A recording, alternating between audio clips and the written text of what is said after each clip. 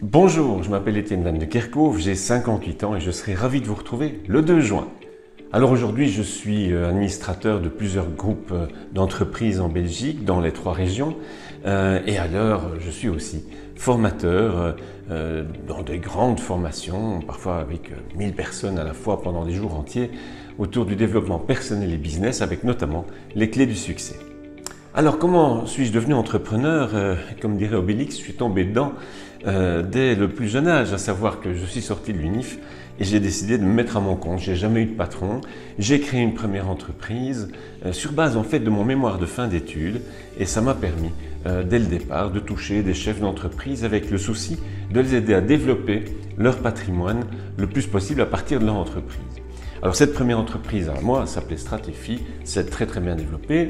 Elle a été vendue et j'ai pris en 2000 la relève de mon ami Pierre Rion pour devenir associé de Pierre de Melenard dans l'entreprise Iris à Louvain-la-Neuve qui, dans les années qui ont suivi, est passé du statut de petite PME technologique à leader mondial dans un marché de niche autour de la reconnaissance automatique de documents.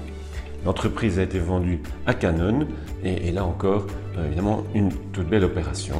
Depuis 2013, eh bien, je suis aujourd'hui donc administrateur de plusieurs entreprises et puis aussi formateur dans les clés du succès et puis toute une série d'autres formations. Alors évidemment, en une trentaine d'années, un peu plus, j'ai évidemment été confronté à des crises majeures. Il y a eu la crise de la bulle Internet en 2002, qui a été un syndrome incroyable, 2001 même, avec des impacts majeurs. Il y a eu évidemment la crise financière 2008-2009, qui a elle aussi été très perturbante. On se retrouve avec nos banques qui allaient presque faire faillite, situation invraisemblable. Et puis maintenant, évidemment, on a les crises sanitaires et puis maintenant celle de la Russie ou de l'Ukraine qui se succèdent les unes après les autres. En fait, il y a des crises un peu tout le temps. Alors ces crises, comment peut-on y faire face? Bon, on ne va pas en 2 minutes faire le tour de la question, mais je dirais que la première chose a toujours été de garder le sang-froid, de se dire c'est quoi exactement la situation? Quels sont mes atouts? Quelle est ma situation de trésorerie? Comment est-ce que ça va évoluer? Qu'est-ce que je maîtrise? Qu'est-ce que je ne maîtrise pas? Et partout où je peux analyser les choses, les informations pertinentes, quitte à prendre un peu le temps de se poser, faire ensuite un plan clair, s'y tenir, persévérer, ne pas s'obstiner, tout un sujet, mais persévérer et vraiment dérouler les choses. Évidemment, les gens sont super importants. Être bien entouré, avoir des équipes motivées, la dynamique, l'énergie de l'entreprise est un atout extraordinaire. Parce que la stratégie, bien sûr, c'est important, mais avant tout, en vouloir plus, avoir vraiment envie de passer à travers, avoir vraiment envie d'aider les clients, avoir vraiment envie d'aller au bout de tout ce qu'on a amené aux gens, c'est un moteur extraordinaire qui fait traverser des crises. Ça aussi, c'est important. Alors, je crois que la crise qu'on connaît maintenant depuis 2 ans, elle est vraiment différente. Elle est différente parce que elle crée un niveau d'incertitude bien plus important que toutes les crises précédentes. Par le passé, on pouvait se retrouver et dire voilà, je vois ce qui se passe, je peux comprendre, je peux anticiper, et il y a des choses auxquelles on peut se rattacher. Aujourd'hui, c'est beaucoup moins le cas. Ce qu'on a vécu depuis 2 ans, c'est que du fait du prince, on peut à tout moment voir l'entreprise qui est sous contrainte. Dans notre cas, tout d'un coup, on ne peut plus organiser nos formations, on ne peut plus mettre des gens dans une salle, et puis la semaine suivante, on peut, mais avec d'autres conditions, et puis la semaine suivante, de nouveau pas. Des choses incroyables qui font d'un pays à l'autre, en plus, parce qu'on est international, des règles différentes qui changent tout le temps. Extrêmement imprévisibles. Et donc là, extrêmement compliqué à planifier. Ça, c'est quelque chose qui est encore plus fort que ce que j'ai connu dans la crise précédente. Et ce qui change aussi, c'est que j'observe aujourd'hui que beaucoup de gens ont un niveau d'énergie plus bas qu'avant.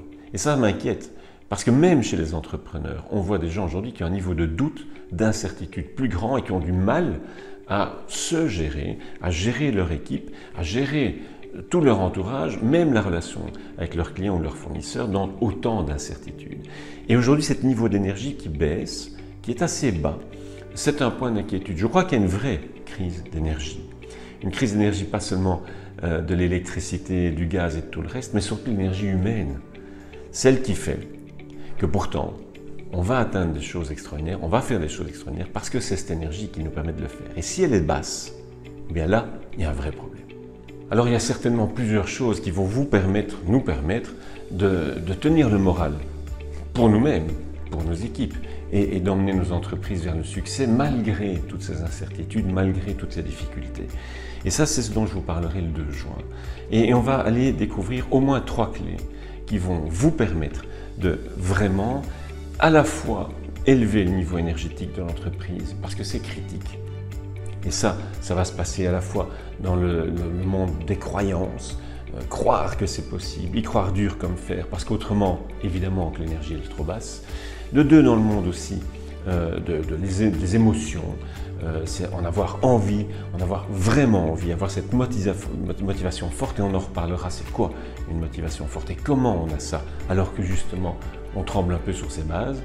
Et puis derrière, on parlera de passer à l'action et d'arriver vraiment à dérouler les choses. Et donc le 2 juin, je vous transmettrai ces clés pour que vous puissiez avoir un niveau de confiance en vous, en votre équipe, en votre entreprise, qui vous permettent d'aller de l'avant, même s'il y a des incertitudes importantes, et puis d'un autre côté, d'avoir le bon état d'esprit pour que vraiment vous soyez à la pointe, en avançant en permanence, dans le bon sens et sans rien lâcher. Mon ambition le 2 juin, c'est que vous sortiez de cette conférence avec un état d'esprit vraiment de gagnant pour avoir un futur meilleur pour vous, pour votre entourage, pour votre entreprise et aussi pour la planète. Parce qu'aujourd'hui, c'est une des motivations les plus fortes qui vous permettra à vous, à tous vos collaborateurs, mais aussi à vos clients, d'être fédérés autour d'un projet qui n'est pas que personnel, voire égoïste, mais surtout qui touche un maximum de gens avec un impact profond sur tout votre environnement et sur la planète. Alors voilà, je vous invite à venir me retrouver le 2 juin à Crisnay, à l'initiative de l'agence de communication IDDE d'Isabelle Damoiseau-Delnoy et bien sûr du bourgmestre Philippe Goffin. Je serai vraiment ravi de vous y retrouver. À très bientôt. Au revoir.